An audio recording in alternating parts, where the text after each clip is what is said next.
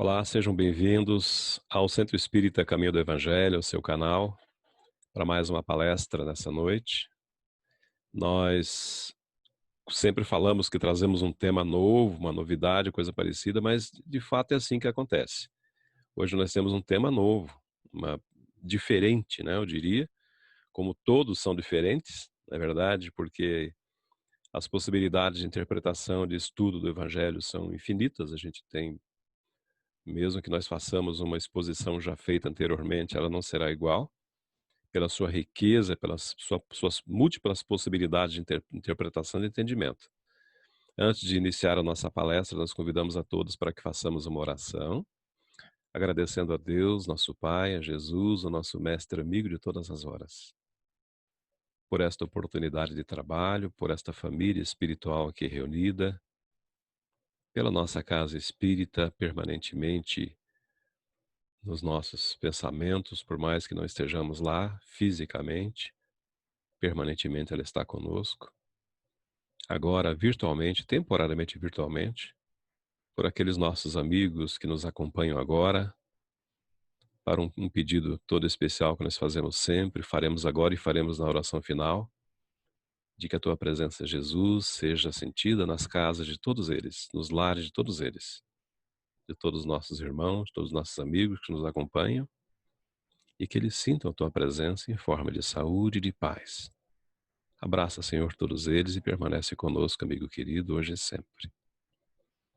Meus amigos, quando nós fomos acolhidos, aliás, muito bem acolhidos, no Centro Espírita Caminho do Evangelho, nós vimos na parte de trás lá da tribuna, daquele púlpito, um painel muito bonito, onde tem uma inscrição, uma citação de Jesus, o ensinamento do Cristo, recuperado, trazido, registrado por João, no capítulo 8, que diz exatamente assim: "E conhecereis a verdade, e a verdade vos libertará." Tudo bem. O tempo passou, a gente continuou frequentando a casa e eu comecei a pensar assim: será que todas as pessoas já se deram conta do que significa o que está escrito ali? Da mensagem que está nessa, eu vou usar muito hoje a expressão sentença, de João, de Jesus por João? Será que todos já se deram conta do significado dessa informação, né, e conhecereis a verdade os libertará? E num dado momento, comentando com os amigos, eu lhes disse que ali estava o anúncio da doutrina espírita, do Consolador prometido por Jesus. Alguns interpretaram de maneira positiva e outros pensaram, mas será que é isso mesmo?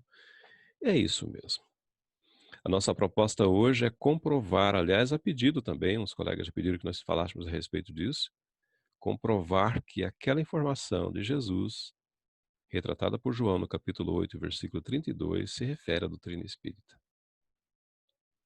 Nós temos conosco que a verdade que liberta, que esclarece, que ilumina, que ampara, que dá fé, que dá confiança, está tudo fechado no Evangelho de Jesus. E o que é o Espiritismo, senão o Evangelho de Jesus de volta? Não é verdade? Por isso nós trouxemos esse tema hoje, repito, atendendo a um pedido, e também porque nós sempre tivemos a vontade de fazer um estudo a respeito dessa frase, repetimos, vamos falar sempre dessa sentença, né? Eu peço a permissão dos senhores, das senhoras, dos amigos, para que nós compartilhemos uma tela onde tem um material que vai nos conduzir facilmente, mais facilmente, né, os pensamentos, para que nós mais facilmente compreendamos a nossa proposta de hoje. E conhecereis a verdade vos libertará. Essa é a frase que está lá, dita por Jesus e transcrita por João, já repetimos no capítulo 8, versículo 32. Antes, porém, de chegar ao capítulo 8º, ou capítulo 8 de João, nesse versículo 32, nós temos uns versículos anteriores também, que acreditamos que seja interessante recobrar aqui, retomar aqui. Olha o que antecedeu esse momento na fala de Jesus. Falou-lhes, pois, Jesus outra vez dizendo: Vamos lembrar aqui que era um período em que algumas pessoas, né, com intenções nada amistosas, faziam de tudo para que Jesus entrasse em contradição. Colocavam literalmente palavras na boca dele. E o Cristo, conhecedor da astúcia dessas pessoas, nunca se deixou envolver. Falou-lhes, pois, Jesus outra vez, que já tivera dito anteriormente, dizendo: Eu sou a luz do mundo. Quem me segue não andará em trevas, mas terá a luz da vida. Que lindo isso, né? Que coisa mais linda. Jesus se revelando como a luz do mundo, porque de fato ele é a luz do mundo. Vale repetir: eu sou a luz do mundo. Quem me segue não andará em trevas, mas terá a luz da vida. Lá no versículo 12. Um pouco adiante, também atendendo, né, aqueles questionamentos das pessoas que acompanhavam Jesus, ele disse: Disseram-lhe, pois, na verdade, fizeram interrogação para o Cristo: Onde está teu pai? Vejam mais uma provocação. Jesus respondeu: Não conheceis a mim nem a meu pai. Claro, para fazer essa pergunta é porque não conhecia o Cristo mesmo. Não conheceis a mim nem a meu pai. Se vós me conhecesseis a mim, também conhecerias a meu pai. Porque nós lembramos aqui, isso fica muito claro, que Jesus veio da parte de Deus trazer a verdade, que é o nosso tema de hoje, representar essa verdade, exemplificar essa verdade em forma de amor e de caridade. Foi isso que o Cristo veio fazer aqui na Terra, mostrar o caminho para todos nós, para que nós nos livremos das dificuldades, das imperfeições, das dores, por meio da prática das virtudes divinas, do amor e da caridade. Um pouco adiante, João registrou. Jesus dizia, lá no 31, no versículo 31, Jesus dizia, pois, aos judeus que criam, para aqueles, se tinha aqueles que não acreditavam, tinha aqueles que acreditavam. E para aqueles que acreditavam no Cristo, ele disse: Se vós permanecerdes na minha palavra, verdadeiramente sereis meus discípulos. Ou seja, se a sua fé, se a tua fé não vacilar, você estará comigo. Se você perseverar até o fim, né? Em outro momento ele diz, vocês serão salvos, ou seja, vocês se livrarão das dificuldades, da dúvida que a humanidade carrega, por meio do conhecimento da verdade que liberta. Aqui eu já começo a fazer a defesa dessa tese. E, finalmente, eu ia dizer no artigo 32, no versículo 32, né, Jesus tem, por meio de João, essa revelação, ele repito essa sentença: e conhecereis a verdade, e a verdade vos libertará. Ou seja, aquelas dúvidas todas que nos deixam preocupados quanto ao futuro, elas deixam de existir quando nós conhecemos o Evangelho de Jesus, que é a mensagem divina por meio do Cristo. Ele, médio de Deus, que é. Não que era, mas que é. Pois bem, meus amigos, aqui está o ponto culminante. É a partir daqui que a gente vai desenvolver eu ia dizer a nossa tese, mas não deixa de ser uma tese, para comprovar que essa sentença se refere ao Espiritismo. Lá no capítulo 6º de O Evangelho segundo o Espiritismo, Allan Kardec trouxe a informação, né, do Evangelho, do evangelista João, no capítulo 14, versículo 15, quando ele diz assim: o Cristo disse, João retratou, João transcreveu: Se me amais, guardai os meus mandamentos. Vem, por isso que eu trouxe o texto anterior, confirmando o texto anterior. Se você perseverar naquilo que eu te ensinei, naquilo que você aprendeu, você vai ser feliz. Ou seja, se me amais, guardai os meus mandamentos. Se você fizer isso, eu rogarei a meu Pai.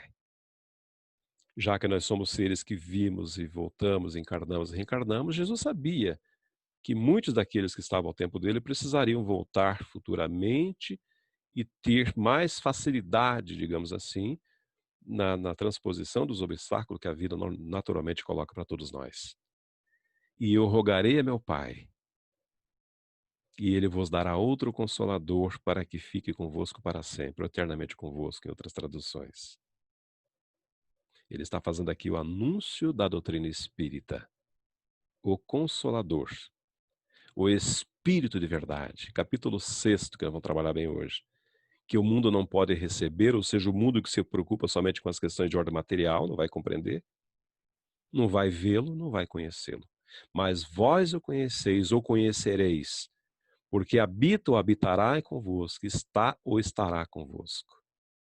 Aqui fica muito claro também, meus amigos, que se trata aqui de uma doutrina, de um conjunto de informações, de um ensinamento. Porque nós, quando nós conhecemos essa verdade, nós ficaremos libertos. Aí fica muito mais fácil de comprovar aquilo que nós nos propomos hoje. O Kardec faz o comentário para nos ajudar assim. Jesus promete outro Consolador. Quando ele diz outro Consolador, evidentemente está se referindo a ele como Consolador, e outro virá para completar ou para trazer essa informação, confirmar essa informação. Esse é o Espírito de verdade, que o mundo ainda não conhece, ou seja, não era a época para algumas revelações serem feitas, né? Pelo fato das pessoas não estarem em condições de madureza, de entendimento, para compreender o Consolador, que o Pai enviará para ensinar, eu destaquei, todas as coisas, para relembrar o que o Cristo tem dito, ou teria dito, ou teve dito, ou disse. Ensinar e relembrar. Aqueles de nós que já, hoje, na atualidade, nos deparamos com essa pérola, o Evangelho segundo o Espiritismo, e nos identificamos com as informações que o Evangelho contém, significa que nós estamos relembrando aquilo que nós já conhecemos. Basicamente isso. Aqueles de nós que abrimos o Evangelho, achamos tudo muito interessante, mas muito novo, não conhecido, não visto, nós estamos aprendendo. De uma forma ou de outra, ou nós estamos relembrando, ou estamos aprendendo. Na verdade, todos aprendemos, né? Porque nós esquecemos daquilo que aprendemos com muita facilidade.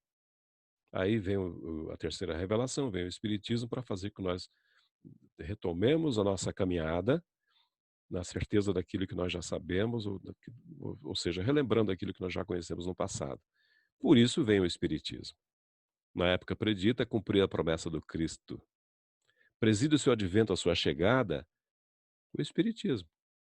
Jesus, o Cristo de volta, o Espírito de verdade. Ele chama os homens à observância da lei, o Espiritismo, o Cristo. Ensina todas as coisas, fazendo compreender o que só Jesus disse por parábolas naquela época. Aqui tem um ponto muito interessante que eu queria destacar com todos vocês, é o seguinte: ele chama os homens à observância da lei, lei de Deus. Ensina todas as... Nós vamos ver muitas vezes a palavra todas as coisas, dando a ideia de completude. O que nós precisamos para sermos felizes está tudo aqui na codificação. Nas obras básicas, na revista Espírita, nas obras complementares. Está tudo aqui. Vocês vão perceber que esse todas aparecerá outras vezes também na nossa fala de hoje. O Espiritismo vem abrir os olhos e os ouvidos, porquanto fala agora, sem figuras nem alegorias. Vem finalmente trazer a consolação suprema, daí o todas, né? Aos deserdados da terra e, de novo, a todos os que sofrem, atribuindo a causa justa e fim útil. A todas de novo. Percebe como aparece todas e todas? Porque, na verdade, a amplitude da informação, do conhecimento, do objetivo, do propósito da doutrina espírita é muito ampla, é vastíssima. Eu aproveito até para lembrar aqui que o esclarecimento espírita não vem somente para o espírita, vem para toda a população do planeta. Infelizmente, nós sabemos que alguns demorarão a compreender isso, né, aceitar até os ensinamentos de Jesus, mas ninguém ficará deserdado. Num dia, cedo ou tarde, todos nós, todos de novo, né? Todos saberemos, todos compreenderemos essas verdades divinas trazidas por Jesus. O Espiritismo mostra a causa dos sofrimentos nas existências anteriores, ou seja, nós sofremos porque, evidentemente, nós temos alguma coisa para ser quitada, para ser paga, né? Aspas. E na destinação da terra, onde o homem expia o seu passado. Nós sofremos aqui por uma razão muito simples, porque nós contraímos no passado algum débito, alguma dívida. E Deus, como é bondoso sempre, permite que nós passemos por essa escola, né, da terra, para que nós aprendamos novas lições e para que nós, quando a gente sair daqui, a gente saia em condições de merecer um mundo diferente, um mundo melhor. Se não esse mundo, outro mundo, né? Muito embora o propósito atual da Terra, todos nós sabemos disso, é a transformação desse planeta para que nós mesmos habitemos no futuro. Porque nós estamos renovando a nossa casa. Como aquele que destrói uma casa, ou destrói no sentido de derruba uma casa, faz uma bagunça tremenda quando isso acontece, não é verdade? Mas logo depois ela é reconstruída toda nova, toda aperfeiçoada, melhorada. É o que está acontecendo com o planeta hoje. O mundo velho está sendo demolido para a construção de um mundo novo. Mostra o Espiritismo o objetivo dos sofrimentos, apontando esses sofrimentos como crises salutares, que produzem a cura e como meio de depuração que garante a felicidade de novo nas existências futuras, aqui ou noutros mundos. Essa afeição consoladora do Espiritismo. Sabe todos aqueles que compreendem o Espiritismo que que estas dores, que as dificuldades, lhe auxilia no adiantamento e aceita essas dificuldades sem murmurar, como o obreiro aceita o trabalho que lhe assegurará o salário. Ou seja, não há efeito sem causa. Todos nós sabemos, nós espíritos, por isso nós somos felizes. Eu ouvi certa feita uma exposição de Jerônimo Mendonça, eu gosto muito de falar de Jerônimo, ele diz que espírita tem que ser feliz, né? Não feliz no sentido de viver com um sorriso rindo à toa, mas feliz no sentido de ter essa certeza, essa fé, essa confiança na bondade divina, né? Porque sabe que nada acontece sem a permissão de Deus. O Espiritismo dá a essas pessoas, a todos nós, justamente o que falamos, a fé inabalável no futuro e a dúvida pungente, aquela dúvida que mata, digamos assim, não mais se lhe aposta da alma. Nós não sofremos pela dúvida. O Espiritismo realiza o que Jesus disse do Consolador prometido. É o cumprimento da promessa de Jesus. O conhecimento das... Aqui um aspecto bem filosófico do Espiritismo. O conhecimento das coisas, fazendo com que nós todos saibamos de onde viemos, para onde vamos e por que estamos aqui na Terra. Atrai o Espiritismo para os verdadeiros princípios da lei de Deus e consola, daí a afeição do Consolador, pela fé e pela esperança que dá a todos aqueles que compreendem os seus postulados. Muito interessante. E nós ficamos felizes de saber que um dia todos nós seremos alcançados, né, pela graça de conhecer essa doutrina maravilhosa. Nas instruções dos Espíritos, os itens 5, 6 e 7 desse capítulo 6º, tem mensagem do Espírito de verdade que, em suma, são verdades, são mensagens, desculpe, de Jesus, trazidas pelo próprio Cristo. Ele assina como Espírito de verdade, mas é o próprio Cristo quem assina essas mensagens. Ele diz, por exemplo, lá no item 5, venho como outrora, eu destaquei outrora para comprovar que ele já esteve conosco, ele veio fazer que nós relembrássemos, dizemos de novo, ou ensinasse, né, para aqueles que não sabem ainda, venho como outrora aos transviados filhos de Israel, trazer-vos a verdade e dissipar as trevas. De uma forma muito carinhosa e humilde da parte do Cristo, ele diz, escutai-me.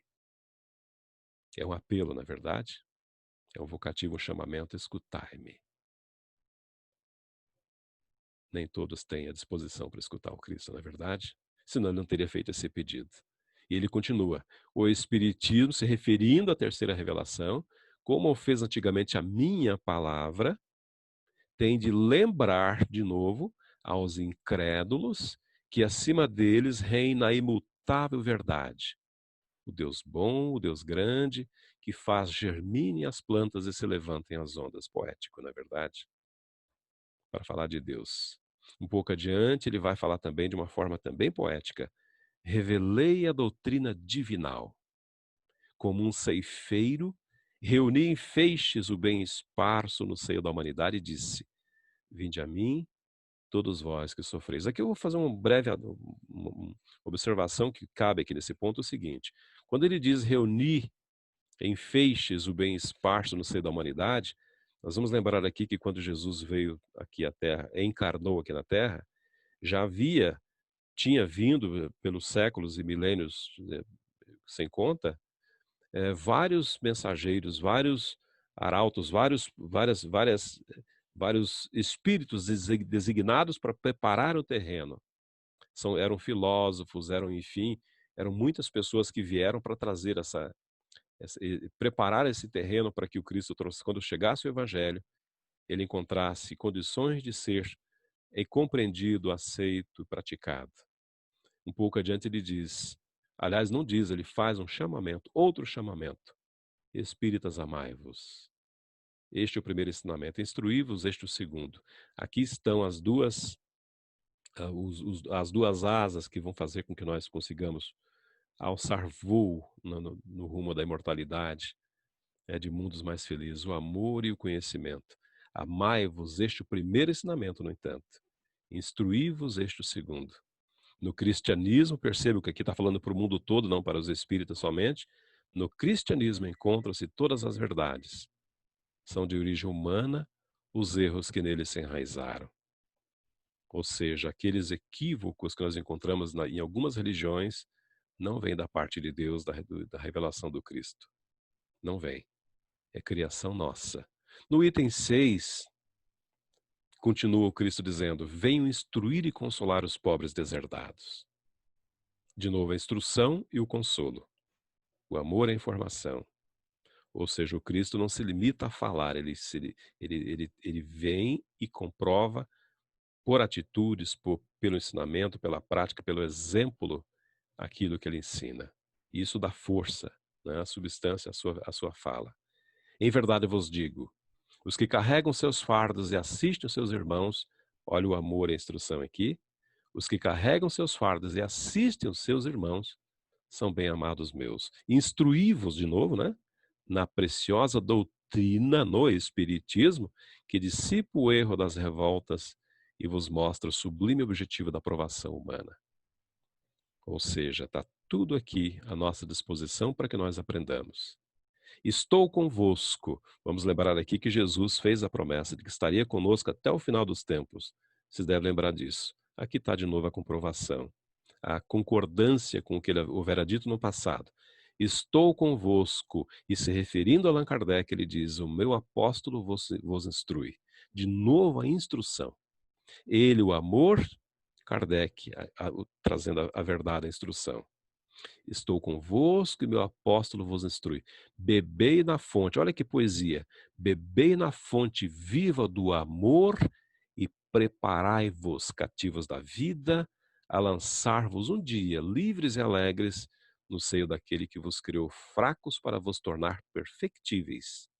E que quer modeleis vós mesmos a vossa maleável argila, a fim de serdes os artífices da vossa imortalidade. Isso é poético demais. Eu me permito até, se vocês me permitirem, eu peço a permissão para ler de novo, que é muito lindo isso. Estou convosco e meu apóstolo vos instrui. Bebei na fonte viva do amor e preparai-vos, cativos da vida, a lançar-vos um dia, livres e alegres, olha a alegria da doutrina, no seio daquele que vos criou fracos para vos tornar perfectíveis. Deus, e que quer modeleis vós mesmos, pelos nossos esforços, a vossa maleável argila, a fim de serdes os artífices da vossa imortalidade. Isso é poético demais. O Espírito de Verdade, o Cristo falando, né? Paris, 1861. E o último trecho que nós trouxemos, também, mensagem do capítulo 6º, sou o grande médico das almas. Das almas. Se a dúvida faz com que nós soframos aqui na Terra, ele vem esclarecer os nossos espíritos.